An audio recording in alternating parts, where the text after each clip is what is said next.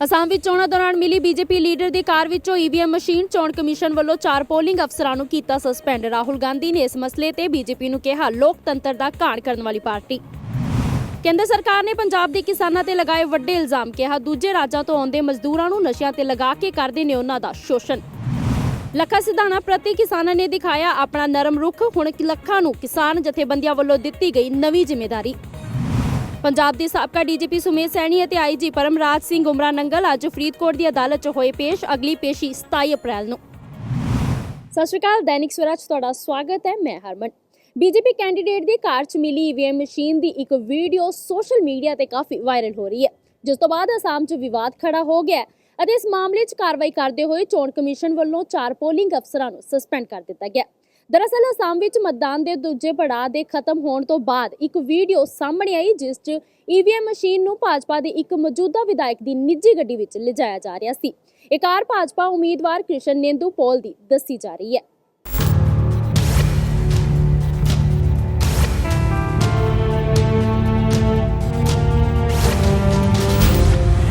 Bolero ਗੱਡੀ 'ਚੋਂ ਮਿਲੀ ਈਵੀਐਮ ਮਸ਼ੀਨ ਮਿਲਣ ਨਾਲ ਉੱਠਿਆ ਵਿਵਾਦ। ਸੋਸ਼ਲ ਮੀਡੀਆ ਤੇ ਵਾਇਰਲ ਹੋ ਰਹੀ ਵੀਡੀਓ। ਬੀਜੇਪੀ ਕੈਂਡੀਡੇਟ ਦੀ ਦੱਸੀ ਜਾ ਰਹੀ ਹੈ ਕਾਰ।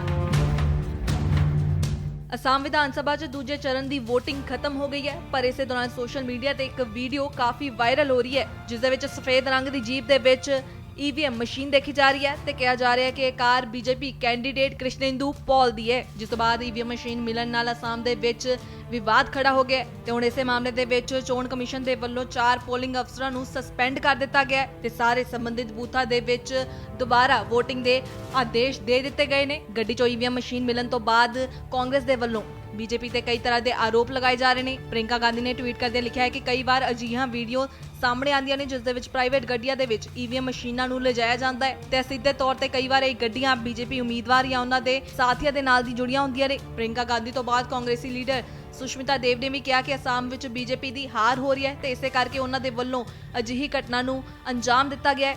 Yesterday, Assam went to the second phase of elections. It is shocking that a EVM machine is found in the vehicle which is registered in the name of the BJP candidate for Patharkandi, Krishnendu Paul. How can it be that an EVM machine is being transferred from the polling station to where it's kept till counting in a candidate's car? I don't think this has ever happened in the history of Assam, and clearly this is a conspiracy. This is a criminal act. We demand that this candidate is disqualified. Action is taken against every officer involved, and it is clear that the BJP is losing Assam and they are actually using illegal means to win, and it's unacceptable. We demand immediate action as per law.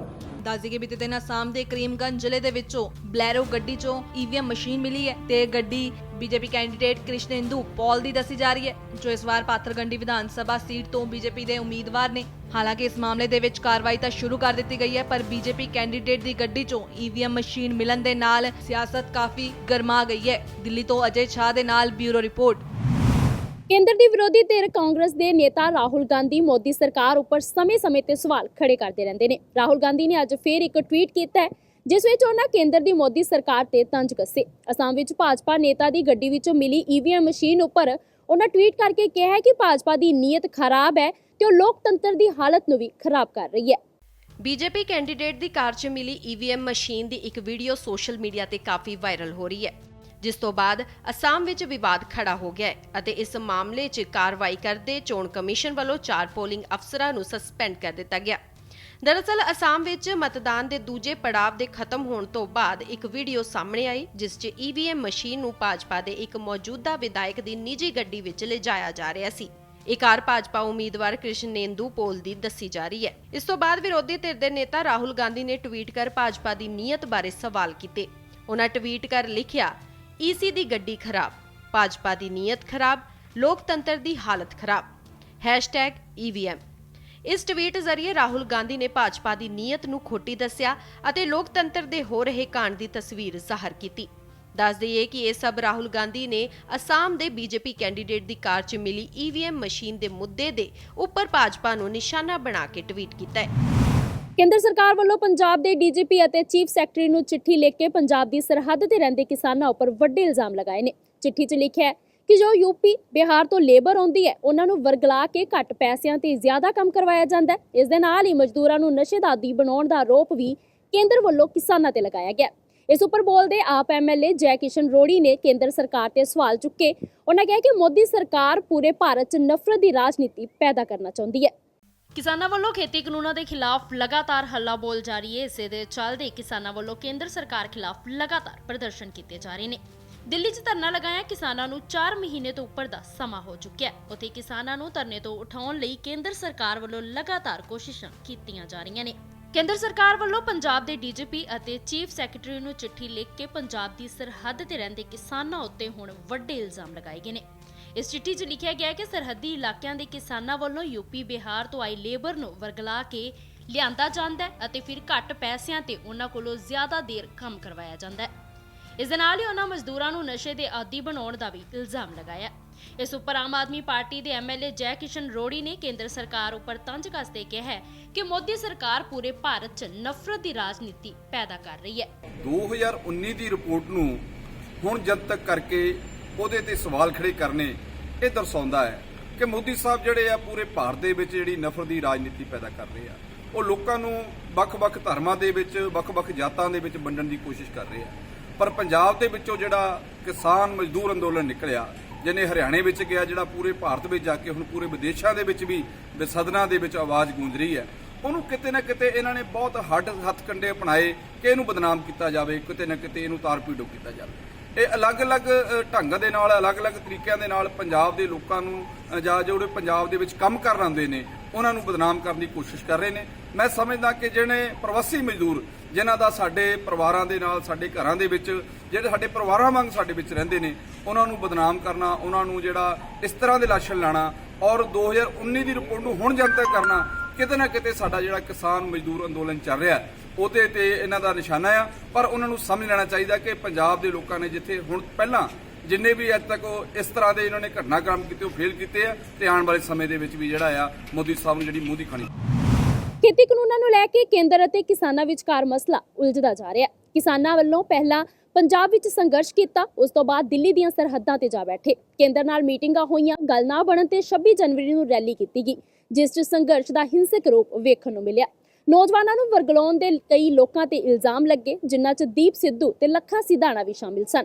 Lakha Sidhana ਪ੍ਰਤੀ ਕਿਸਾਨਾਂ ਨੇ ਆਪਣਾ ਨਰਮ ਰੁਖ ਦਿਖਾਉਣਾ ਸ਼ੁਰੂ ਕਰ ਦਿੱਤਾ ਤੇ ਹੁਣ ਲੱਖਾਂ ਨੂੰ ਕਿਸਾਨ ਜਥੇਬੰਦੀਆਂ ਵੱਲੋਂ ਨਵੀਂ ਜ਼ਿੰਮੇਵਾਰੀ ਵੀ ਦਿੱਤੀ ਗਈ ਹੈ। ਪੰਜਾਬ ਦੀਆਂ 32 ਕਿਸਾਨ ਜਥੇਬੰਦੀਆਂ ਅਤੇ ਸੰਯੁਕਤ ਕਿਸਾਨ ਮੋਰਚੇ ਨੇ ਫੈਸਲਾ ਕੀਤਾ ਹੈ ਕਿ ਕਿਸਾਨ ਅੰਦੋਲਨ ਨੂੰ ਤੇਜ਼ ਕਰਨ ਲਈ ਲੱਖਾ ਸਿਧਾਣਾ ਅਤੇ ਉਸ ਨਾਲ ਜੁੜੀ ਹੋਈ ਨੌਜਵਾਨ ਫੋਰਸ ਨੂੰ ਨਾਲ ਲੈ ਕੇ ਅੱਗੇ ਵਧਿਆ ਜਾਵੇਗਾ। ਦੱਸ ਦੇਈਏ ਕਿ 26 ਜਨਵਰੀ ਦੀ ਹਿੰਸਾ ਤੋਂ ਬਾਅਦ ਲੱਖਾ ਸਿਧਾਣਾ ਦਾ ਨਾਮ ਵੀ ਹਿੰਸਾ ਭੜਕਾਉਣ ਵਾਲਿਆਂ ਵਿੱਚ ਸ਼ਾਮਿਲ ਸੀ, ਜਿਸ ਤੋਂ ਬਾਅਦ ਕਿਸਾਨ ਜਥੇਬੰਦੀਆਂ ਵੱਲੋਂ ਉਸ ਤੋਂ ਕਿਨਾਰਾ ਕਰ ਲਿਆ ਗਿਆ ਸੀ। ਪਰ ਮਹੀਨੇ ਬੀਤ ਜਾਣ ਤੋਂ ਬਾਅਦ ਜਿੱਥੇ ਲੱਖਾ ਸਿਧਾਣਾ ਨੂੰ ਸੰਯੁਕਤ ਕਿਸਾਨ ਮੋਰਚੇ ਦੀ ਸਟੇਜ ਤੋਂ ਬੋਲਣ ਦੀ ਕਿਸਾਨ ਜਥੇਬੰਦੀਆਂ ਨੇ ਇਜਾਜ਼ਤ ਦੇ ਦਿੱਤੀ, ਉੱਥੇ ਹੀ ਉਸ ਨੂੰ ਨਵੀਂ ਜ਼ਿੰਮੇਵਾਰੀ ਵੀ ਸੌਂਪੀ ਹੈ। ਦੱਸ ਦਈਏ ਕਿ ਖੇਤੀ ਕਾਨੂੰਨਾਂ ਨੂੰ ਲੈ ਕੇ ਕੇਂਦਰ ਸਰਕਾਰ ਖਿਲਾਫ ਕਿਸਾਨਾਂ ਦਾ ਰੋਸ ਲਗਾਤਾਰ ਜਾਰੀ ਹੈ। ਜਿੱਥੇ ਕਿਸਾਨ ਖੇਤੀ ਕਾਨੂੰਨਾਂ ਨੂੰ ਵਾਪਸ ਕਰਵਾਉਣ ਦੀ ਜ਼ਿੱਦ ਤੇ ਬਜ਼ਿੱਦ ਨੇ, ਉੱਥੇ ਹੀ ਕੇਂਦਰ ਦੀ ਮੋਦੀ ਸਰਕਾਰ ਖੇਤੀ ਕਾਨੂੰਨ ਵਾਪਸ ਨਾ ਲੈਣ ਦੀ ਗੱਲ ਤੇ ਅੜੀ ਹੈ। ਕਿਸਾਨਾਂ ਵੱਲੋਂ ਪਹਿਲਾਂ ਪੰਜਾਬ ਵਿੱਚ ਸੰਘਰਸ਼ ਕੀਤਾ ਗਿਆ, ਉਸ ਤੋਂ ਬਾਅਦ ਦਿੱਲੀ ਦੀਆਂ ਸਰਹੱਦਾਂ ਤੇ ਜਾ ਬੈਠੇ। ਕੇਂਦਰ ਨਾਲ ਮੀਟਿੰਗਾਂ ਹੋਈਆਂ, ਗੱਲ ਨਾ ਬਣਨ ਤੇ 26 ਜਨਵਰੀ ਨੂੰ ਰੈਲੀ ਕੀਤੀ, ਜਿਸ ਵਿੱਚ ਸੰਘਰਸ਼ ਦਾ ਹਿੰਸਕ ਰੂਪ ਵੇਖਣ ਨੂੰ ਮਿਲਿਆ। ਨੌਜਵਾਨਾਂ ਨੂੰ ਵਰਗਲਾਉਣ ਦੇ ਕਈ ਲੋਕਾਂ ਤੇ ਇਲਜ਼ਾਮ ਵੀ ਲੱਗੇ, ਜਿਨ੍ਹਾਂ ਵਿੱਚ ਦੀਪ ਸਿੱਧੂ ਤੇ ਲੱਖਾ ਸਿਧਾਣਾ ਵੀ ਸ਼ਾਮਿਲ ਸਨ ਤੇ ਹੁਣ ਲੱਖਾ ਸਿਧਾਣਾ ਨੂੰ ਨਵੀਂ ਜ਼ਿੰਮੇਵਾਰੀ ਦੇ ਦਿੱਤੀ ਗਈ ਹੈ। ਦੱਸ ਦਈਏ ਕਿ ਸੰਯੁਕਤ ਕਿਸਾਨ ਮੋਰਚੇ ਦੇ ਮੈਂਬਰ ਡਾਕਟਰ ਦਰਸ਼ਨਪਾਲ ਨੇ ਐਲਾਨ ਕਰਦਿਆਂ ਕਿਹਾ ਕਿ FCI ਬਚਾਓ ਦਿਵਸ 5 ਅਪ੍ਰੈਲ ਨੂੰ ਮਨਾਇਆ ਜਾਵੇਗਾ। ਦੇਸ਼ ਭਰ ਦੇ FCI ਦਫ਼ਤਰਾਂ ਨੂੰ ਸਵੇਰੇ 11 ਵਜੇ ਤੋਂ ਸ਼ਾਮ 6 ਵਜੇ ਤੱਕ ਘੇਰਿਆ ਜਾਵੇਗਾ। ਖੇਤੀ ਕਾਨੂੰਨਾਂ ਵਿਰੋਧ ਦੇਸ਼ ਭਰ ਦੇ ਲੋਕਾਂ ਨੂੰ ਜੋੜਨ ਦੇ ਉਦੇਸ਼ ਨਾਲ ਸਮਾਜ ਕਾਰਕੁਨ ਮੇਧਾ ਪਾਟੇਕਰ ਦੀ ਅਗਵਾਈ ਦੇ ਵਿੱਚ ਕੱਢੀ ਜਾ ਰਹੀ ਮਿੱਟੀ ਸੱਤਿਆਗ੍ਰਹਿ ਯਾਤਰਾ ਭਲਕੇ 3 ਅਪ੍ਰੈਲ ਨੂੰ ਪੰਜਾਬ ਵਿੱਚ ਦਾਖਲ ਹੋਵੇਗੀ। ਪੰਜਾਬ ਵਿੱਚ ਦਾਖਲੇ ਉਪਰੰਤ ਯਾਤਰਾ ਦਾ ਪੜਾਅ ਮਾਨਸਾ ਵਿਖੇ ਹੋਵੇਗਾ। 4 ਅਪ੍ਰੈਲ ਨੂੰ ਸ਼ਹੀਦ ਊਧਮ ਸਿੰਘ ਦੀ ਧਰਤੀ ਸੁਨਾਮ ਵਿਖੇ ਇਹ ਯਾਤਰਾ ਪਹੁੰਚੇਗੀ। ਸ਼ਹੀਦਾਂ ਦੀ ਧਰਤੀ ਤੋਂ ਮਿੱਟੀ ਇਕੱਠੀ ਕਰਨ ਉਪਰੰਤ 5 ਅਪ੍ਰੈਲ ਨੂੰ ਹਰਿਆਣਾ ਦੇ ਵੱਖ-ਵੱਖ ਇਲਾਕਿਆਂ ਤੋਂ ਹੁੰਦੀ ਹੋਈ ਇਹ ਯਾਤਰਾ 6 ਅਪ੍ਰੈਲ ਨੂੰ ਟਿਕਰੀ ਅਤੇ ਸਿੰਘੂ ਕਿਸਾਨ ਮੋਰਚਿਆਂ ਤੇ ਸਮਾਪਤ ਹੋਵੇਗੀ। ਬਹਿਬਲ ਕਲਾਂ ਗੋਲੀकांड ਵਿੱਚ ਮੁਲਜ਼ਮ ਵਜੋਂ ਨਾਮਜ਼ਦ ਪੰਜਾਬ ਦੇ ਸਾਬਕਾ ਡੀਜੀਪੀ ਸੁਮੇਧ ਸੈਣੀ ਅਤੇ ਆਈਜੀ ਪਰਮਰਾਜ ਸਿੰਘ ਉਮਰਾ ਨੰਗਲ ਅੱਜ ਫਰੀਦਕੋਟ ਦੀ ਅਦਾਲਤ ਵਿੱਚ ਪੇਸ਼ ਹੋਏ। ਅਦਾਲਤ ਨੇ ਮੁੱਢਲੀ ਸੁਣਵਾਈ ਤੋਂ ਬਾਅਦ ਇਸ ਕੇਸ ਦੀ ਅਗਲੀ ਸੁਣਵਾਈ ਲਈ 27 ਅਪ੍ਰੈਲ ਦੀ ਤਾਰੀਖ ਤੈਅ ਕੀਤੀ ਹੈ।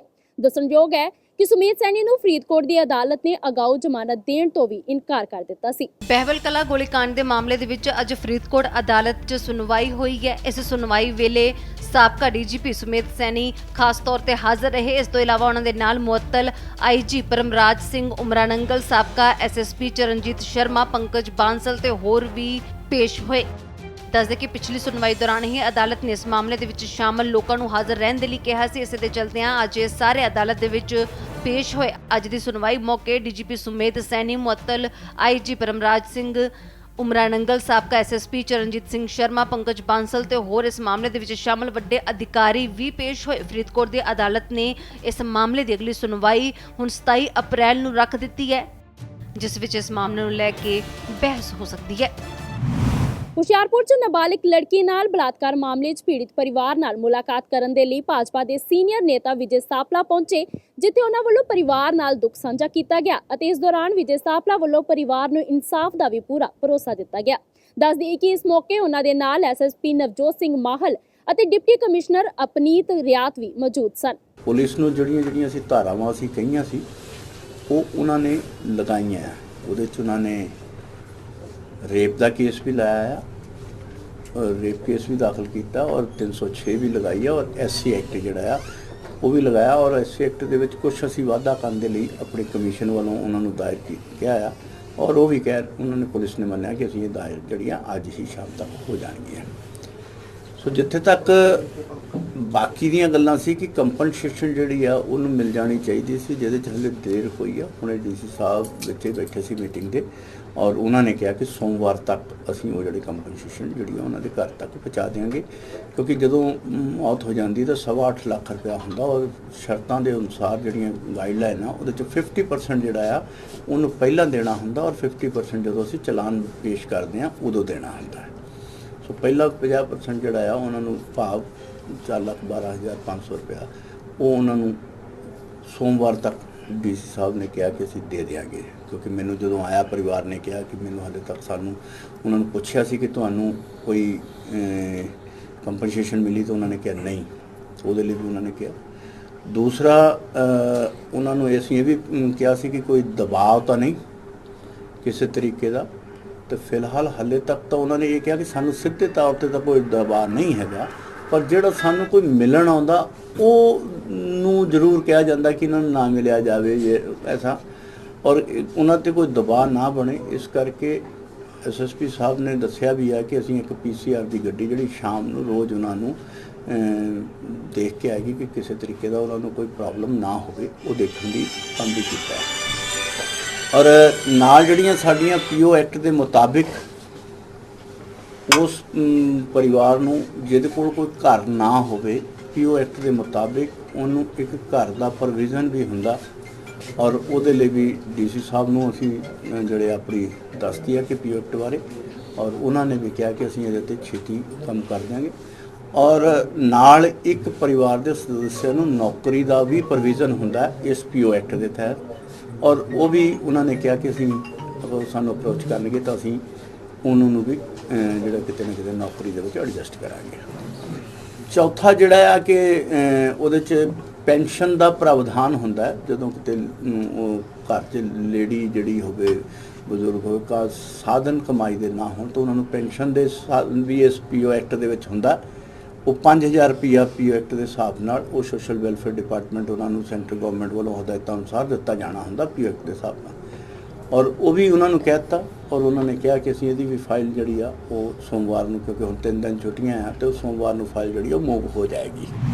ਤੇ ਸਾਨੂੰ ਹੁਣ ਤੱਕ ਦੀਆਂ ਕੁਝ ਖਾਸ ਖਬਰਾਂ, ਜ਼ਿਆਦਾ ਜਾਣਕਾਰੀ ਲਈ ਜੁੜੇ ਰਹੋ ਦੈਨਿਕ ਸਵੇਰਾ ਟੀਵੀ ਦੇ ਨਾਲ।